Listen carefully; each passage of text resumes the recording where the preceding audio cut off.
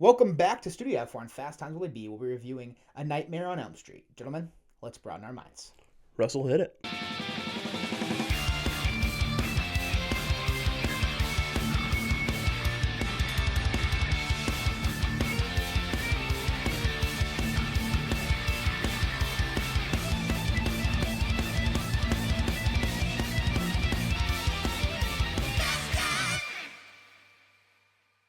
Welcome back to Fast Times Willy B. I'm Willy B. I've got my friend Logan here.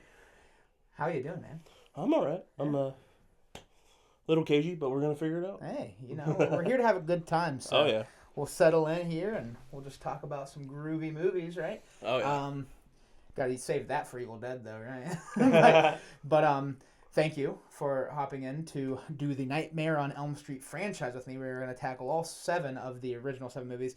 Maybe someday down the line we can visit Freddy vs. Jason and we'll maybe talk about the remake from, 2010? Yeah, I'm weird. I have a little bit of love there. Okay. Okay. I know I'm the only one, but... If I do that movie, Yeah. I'll be the guy I text. We're finishing the franchise together. But we're going to do 1 through New Nightmare here today. And we're going to start in 1984 with the original, A Nightmare on Elm Street, directed by Wes Craven, one of the masters of horror. Cast-wise, we've got the ever-iconic Robert Englund playing the titular character, Freddy Krueger. We've got Heather Langenkamp, one of the greatest final girls to ever hit the silver screen. We've got Amanda Wise. We've got Johnny Depp introducing Johnny Depp. It's a big one right there. We've got But he comes back. He does come back. He does. We've got Lynn Shay, too. Yeah. That little, got to give her a plug. We all know and love her from Insidious, but... You know why she's in there, though? Why? That's Bob Shay's wife. So so the producer. Yeah. Yeah. Okay. I mean, that makes sense. I probably should have put 2 and 2 together. Got to put my wife in there. Seeing Robert Shay producing every one of these movies. I have to pull a Rob Zombie. I got to put my wife in. Yeah. But Lynn Shay, playing a young Lynn Shay, playing a teacher. Yeah. As somebody that Insidious was like one of the early horror movies they watched. This was pretty cool to see her, when you watch this for the first time. But definitely not my first time watching this time. This is probably my 100th. But we'll start with the good. And this is where I'm going to stick for the whole video. I don't know if you have anything in the matter bad. I have very little bad for the franchise. I tried to stay positive. Okay. Which, the later we get in, it's going to be harder to do so. But I'm going to stay positive as much as possible. That's most franchises, right? But we'll stick here in the good for a little while here. And I mean, this movie, it's a pop culture icon. Yes. Created Freddy Krueger, which, in my opinion, Freddy Krueger is probably the scariest of the, if you're talking horror icons, the concept of him is, in my opinion, the scariest. I can get sleep, that. Yeah. But you can't stay up forever. Like, him and Michael go back and forth for me, just because there was a time that Freddy was the king in the 80s. Yeah. But Michael's been, the king... forever. All the time. Yeah. Except for the 80s, which is weird. Like, the 80s were the time of slashers. Yeah. And the only movies he even had that came out in the 80s were 4 and 5. Yeah. And... Season of the Witch, but... Well, did Halloween 2 snuck into the 80s, didn't I? think? No, no, you're right. You're right. But 3 obviously doesn't feature him. I would probably say Michael Myers is probably the most iconic, but for me... He's probably my favorite. Yeah. For me, though, Freddy's just the scariest concept. No, I get that. You go to sleep, you die. You stay up for 7 days straight, you die. There's no winning with Freddy Krueger. Every one of these movies, they, invent a new way to potentially beat him, and then, of course, that doesn't add up to anything. But in this first one, it's his introduction, and we start with a dream from Tina. And this movie does something that I like when horror movies do. The first time I watched this movie, I thought Tina was our main character. Yeah, and another movie that did that was another Wes Craven movie, Scream. When you're watching it, you think Drew Barrymore, Casey, is going to be the main character, which they advertised it that way, so it's... Yeah, Nev Campbell wasn't even on the poster. She was originally going to play Sydney. Yeah. And then couldn't do it because, scheduling. Yeah. So she was like, I'll do this for you, though. Yeah. I'll throw you a bone. Yeah. And holy heck. But this is the same way. You start with a dream that Tina's in, so you're getting this feeling, okay, Amanda Weiss is who we're going to follow along with for most of this movie. Before we get there, the opening credits are, so unique and weird. I'm assuming it was because it was an independent film at the time. Yeah, probably. New Line wasn't always the juggernaut that it became. But this movie really helped make it. Yeah. No, the house Freddy built. Yeah. But it has that picture in picture Yeah. opening and you see him assembling the glove. It's so cool. Yeah. So cool. And that glove at this point is a prop that any horror fan has, and I have one. Yeah. You gotta have it, and I had one, and then Rosie made me sell it back before. This was a while ago. This was in college when I was hurting for money a little bit, but I just have never replenished it. Maybe I will not. I've definitely sold some things that over the years I'm like, oh, why did I get rid of that? Exactly. So I'll have to get another one, but I mean, it's iconic. And then we're in this dream with Tina. The sheep.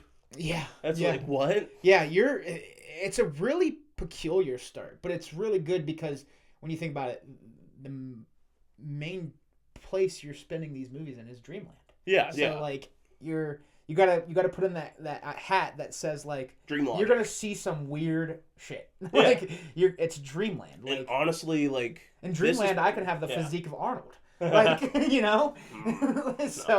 so it's you gotta think like that. And so whenever there's something that you would probably say is a little weird, you just gotta remember like dreams are weird. If anything, like right now we're starting very small scale compared to how crazy things will become. Yeah, oh for sure.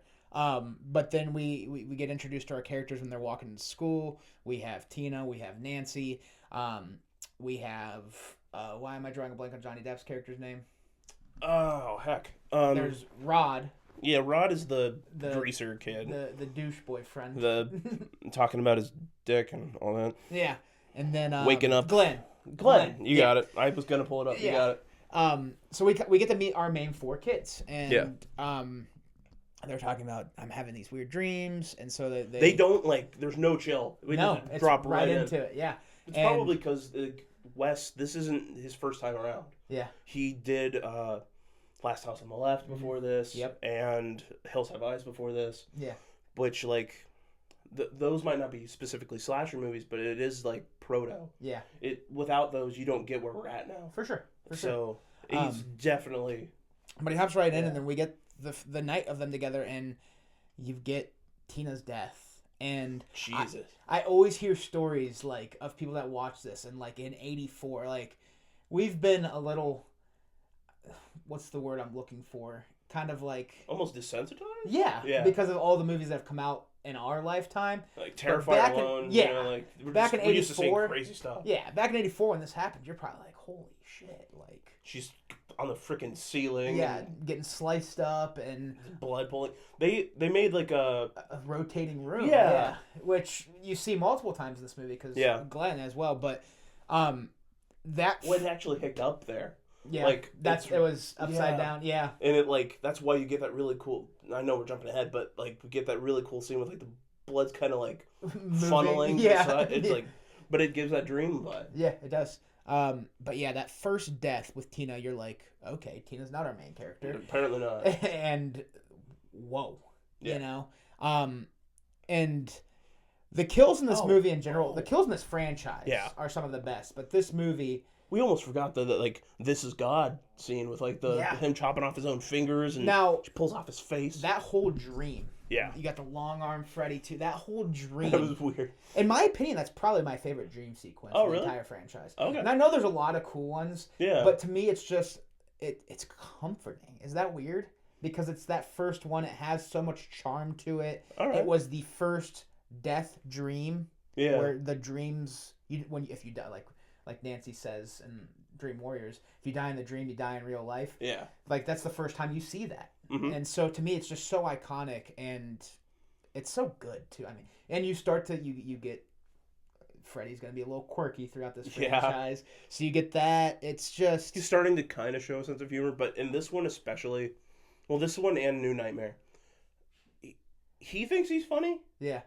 But we're not sharing the laugh with him yet. Not yet. He's just, like, creepy. Like, yeah. He thinks he's funny, but he's going to go for it. Yeah. Holy crap. While we're on the topic, Robert Englund. What a casting. Yes. I mean... With, like...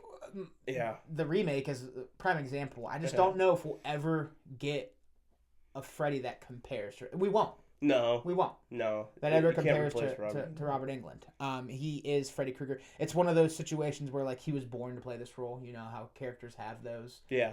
This... Well, he had a lot of, like, prior credits to this as well. He's in a lot of stuff. Yeah, he was. I mean, you got like V. Yeah. Eaten Alive. There's I don't know if you know that one. He makes cameos a lot now too. Like he's in Stranger Things. Yeah. Did you ever see Hatchet? Yeah.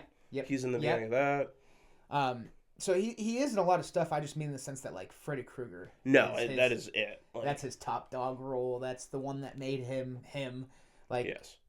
People aren't going to cons to see him because of his cameo in Stranger Things. No. Well, I mean, maybe these days weird. Maybe like I don't know. Maybe, but kids or something. Yeah, that wouldn't be why I would be going. If there's a line of 300 people, 298 of them are there for Freddy Krueger. Yeah.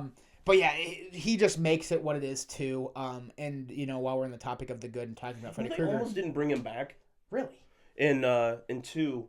Why? Because I guess they didn't think it was important. Like they were gonna replace him. I'm glad they didn't. That would talk about alternate timeline. Like that'd be. There's a timeline out there where Freddy's revenge is with Arnold Schwarzenegger. I had to bring him back in. Just a giant man of a Freddy. It was gonna be like some stunt actor though. They were gonna like Kane Hodder it. Really? Like it wouldn't have been him, but it would have just been like somebody that's some guy. Like all the other slashers. Every time you make a sequel, there's somebody behind that's different though because they're masked and absolutely no, it would not have worked. No, it wouldn't have. Speaking of masks though, makeup department deserves a shout out in this movie as well. And practical effects.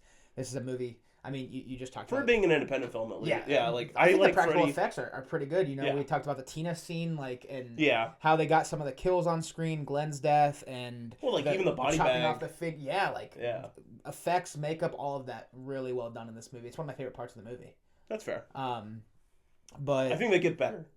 I think they get, like when they get bigger budget, they do go. Like, I'm just talking you talk about what budget this had, and it being 1984, and like you said, independent. They killed it. No, for sure. Now, continuing with the good, from there this is where basically we find out Nancy is our main character, and Heather Langenkamp, she's fantastic. I love her and everything she does in this franchise, but specifically this first one. Yeah. Where we're introduced to her, and I mean, when you're ranking Final Girls, Nancy's got to be up there. She's up there. I'm not saying she's number one. Yeah. I'd really have to think about it. I don't know who I would say my number one is. Okay. I'm going to go with... I always forget her name, which isn't a good argument for being number one. Yeah. But I really do like the girl from the Terrifier films. Oh, Lauren Lavera. Yes. Okay. Every time I hear it, I'm like, yeah, that's her. As, what's her character's name? Sienna. Yeah, you got it. Yeah. She knows. You know, we're not talking about Terrifier. I had to go to a different part of my brain. That's what I'd go with. But no, Sienna's great. She's probably up there for me as well. I'd really have to think about it. I don't know who I'd say my number one is. Or I could, Christy from Hellraiser. Yeah, I could blindly say, like, oh, Nancy's number one or Sienna's number one, but I really don't want to say that without, like, because as soon as we stop recording, I'd be like, oh, shit, I forgot about so-and-so, you know? Hot take, it's never going to be Jamie Lee Curtis for me. That's fair. Go away already. I've had enough. I can't think of her name because we're jumping movies, but Halloween 4. The older sister figure. Yeah. We just reviewed them, but I like I have these characters' names in my head right now. We're definitely going off the rails, but we are. I like Danielle Harris a lot more too. Yeah. Love the Curse Thorn movies. A little shout out there. Again, even though we just reviewed them. Go check them out if you haven't watched them yet. But yeah, you know, from here we get Nancy's story. You know, we get her struggling because she's seeing Freddy now, so she's going through that. What I imagine is torture of not being able to sleep. We have the dream sequence in the school, which is a fantastic scene. Which might be an homage to Halloween, because like the scene whenever Laurie's like in the classroom and she looks out the window and you see Michael, like it seems like that, and then it just goes full acid trip. Yeah. With the body bag and then this hall monitor and yeah. But weird. And then from there, another scene I really love in this, before we even, she keeps going to the jail to visit Rod, but I love the dream, not the dream, but the sleep tests scene. Oh, okay. When she has the dream, when she's hooked up to all the things. The doctor? Yeah. Is, Who Framed Roger Rabbit. It's Roger Rabbit, the voice actor. Really? Yeah. I can't think of his name, but I like That guy. yeah. It's weird. That's a really weird cameo. But she pulls the hat in, so that's like where you discover We're starting to get the rules. Yeah, like, yeah. And Wes Craven's all about his rules. Yeah, and that's why I think that scene is so great. But in between all of Nancy's storyline here, we get Rod, and his death is a little heavy. Yeah. But I love, when she's watching from outside the window and you see him walk through the bars. Yeah. And then you see the sheet go around and it pulls him up and then it leads to his demise. You just got to say justice for him because he didn't do anything wrong. When you really think about it. No, I mean, he was a died, jerk, but he didn't deserve that. Yeah, he died people thinking he was a awful. villain, so way, unfortunate for him. But, Nancy's story continues. I love... There's really not a scene in this movie I would take out or change in any way. I think it's one of those movies where it's super well paced. Every scene needs to be there. The story makes sense, and it's super fun to follow along. But this third act we get with Nancy, she's starting to understand things. Her mom has her caged in. Yeah, that's heavy. Like, Glenn, because that's what this whole franchise really is about. Is like the kids are gonna have to help themselves because their parents messed up. Yeah, and now they won't even help them. Yeah, like you're dealing with the sins of the father. They don't believe them. And they're like, Freddy Krueger's dead. The whole movie shows her the boiler and everything. Like, why are you keeping his glove in your basement? That's creepy. Yeah, like, no thank you. What are you doing? No thank you. No wonder you're an alcoholic. Glenn's death might be a top 5 horror death for me. Yeah. Johnny Depp getting sucked into the bed and you get the blood spew and it's iconic. And there's like mom opens up the door and she's like, oh my god. Yeah. Imagine like that. Right after Nancy tried to save him, but they hung up the phone and he had like a bad habit of falling asleep. Like they always do, but like she was like, don't do it. And he's like blowing her off all of it. Yeah. It's a shame. I loved Johnny Depp. Loved Glenn. But then we get Nancy's dream where she's gonna try to bring Freddy back in, and this is another really great dream sequence. The dream sequences in this movie are just shot so well. Like the pudding or like toothpaste step. Yeah, bring that back a few times. And then when she brings him back in, you got the booby traps and the fire. Goes all Home Alone. The basement, and it's such a good third act. It's why this movie is as iconic as it is. I mean, it's hard to say things and not glaze it too much, but I will if bring it back down to earth just a little bit. Yeah. It's not my favorite of the franchise. The movie or the third act? No, like just like this movie. Oh. Like it's good. Okay. I'm interested to see what it is. But not. Well, after we finish 7, we'll have to rank 1 through 7. Oh, jeez. Yeah. Okay, that'll be a whole other. So keep that in your mind. Yeah. Okay. We'll have to prepare, but yeah, man, that third act is so good, and then you get the Freddy getting covered up in the sheet, and the mom gets sucked in the bed with him. Yeah, that's like a scene from like Poltergeist or something. Yeah, like, it really feels like that. Just like lights and then he smoke comes back, and lightning, and just... I'm not scared of you, and that's when Freddy disappears. You would think, like when I was younger, I thought that was kind of cheap. Yeah, but the older I get, putting yourself in that situation, you know how much like mental strength it would take after everything you've seen to be like, nah, you're not even real. Yeah, like he killed your friends. What are you talking about? You're not real. Yeah, but she's able to do it. Yeah, you have nobody now. Yeah, your mom, your best friend, and your boyfriend, and one of your other male friends gone. Yeah, but no, it would. And once again, just shouting out Heather Langenkamp. I mean, she's so great in this movie, and as Nancy, she really sells it. Yeah. And we almost forgot the bathtub. Oh yeah, I mean that's probably the most iconic shot in the movie as far as shots go. Yeah, I think like back in like the 2000s, there was like a figure of that. Like there was like a recreation. Yeah, just her in the tub and the claw coming up. You ever seen like the behind the scenes of them filming that?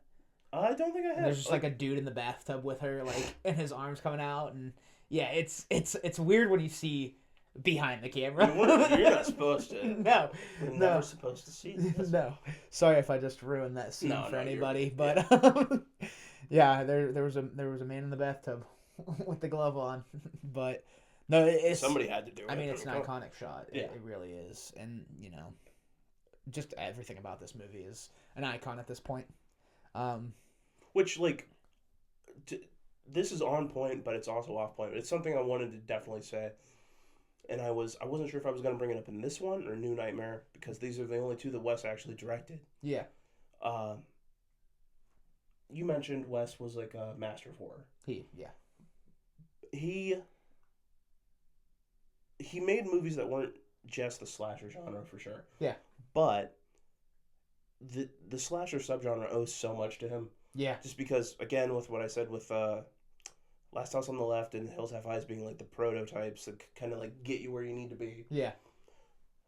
And then after Halloween and Friday the 13th came out, everything was cloning that. Yeah. They were just beating it into the ground. It was coming out all the time. The camp slasher, yeah. Yeah, like, I like those movies. I like there's bad ones too, but I like that stuff. Yeah, Sleepaway Camp's a great one. There are a lot of great ones. Yeah. Burning. The Burning is great, yes. Prowler. You can go on and on. Yeah. Well, I mean, my favorite is My Bloody Valentine. Yeah. But, it would have died.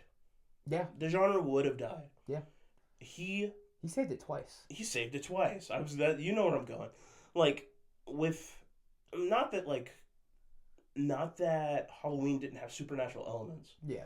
But Nightmare on Elm Street is what brings the supernatural element into the subgenre of slasher. I mean, the Halloween movies didn't really get supernatural until after Nightmare. Yeah. If you think about it, Curse of Thorn came out, 88 was... I'm just like, he falls out the window, he gets shot 7 times. That's fair. He's just on fire, he's still walking around. There's, it's in there. Yeah. But there's plausible deniability. Yeah. Friday the 13th, they hang him, they stab him, and he's still out and around. Yeah. But what makes the subtext text is Nightmare. It for sure reinvents the genre. Yeah. And saved it. And then everything... Yeah, that. But, everything started cloning Nightmare. Yeah. I got a Chucky, and I love Chucky. I got a tattoo, you can't see it. But I love Chucky too. Love those movies. Without Nightmare, it would have died. And he did change it again with that. But then, like everything, when you do that, everything is just copying it. Yeah. So he had to save it again almost from his creation. Yeah.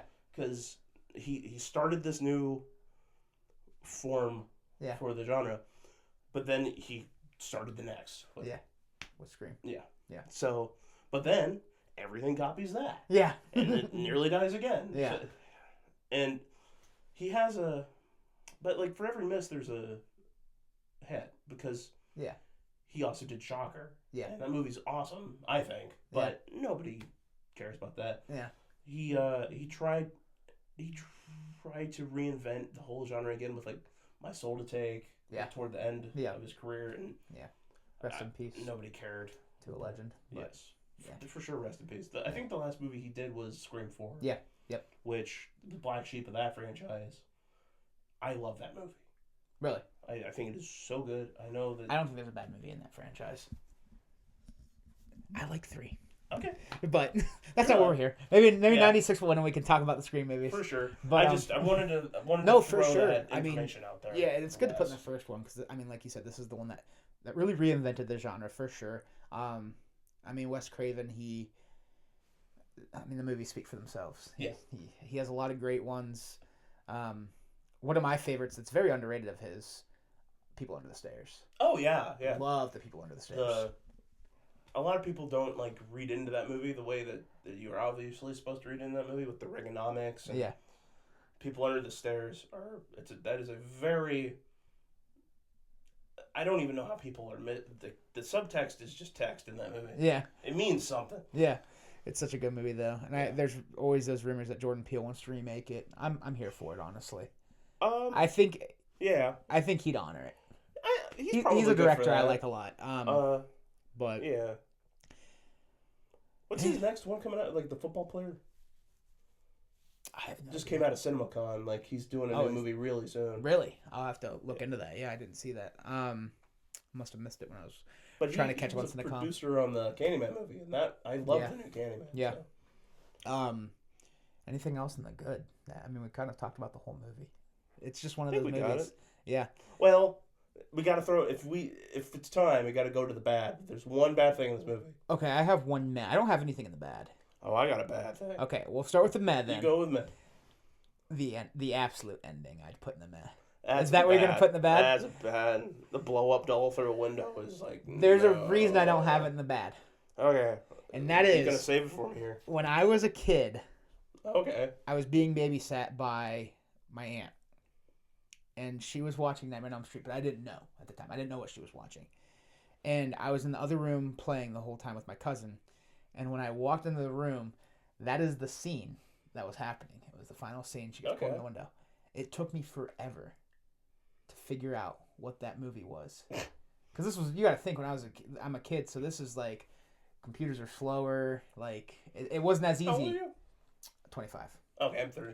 So this was probably like 2004. I get where you're going from there. Yeah, So I get it. Yeah. it took me a while to figure out it was Nightmare on Elm Street. And I was asking my dad all these questions, but he's not a big horror fan. So he wasn't catching on to it.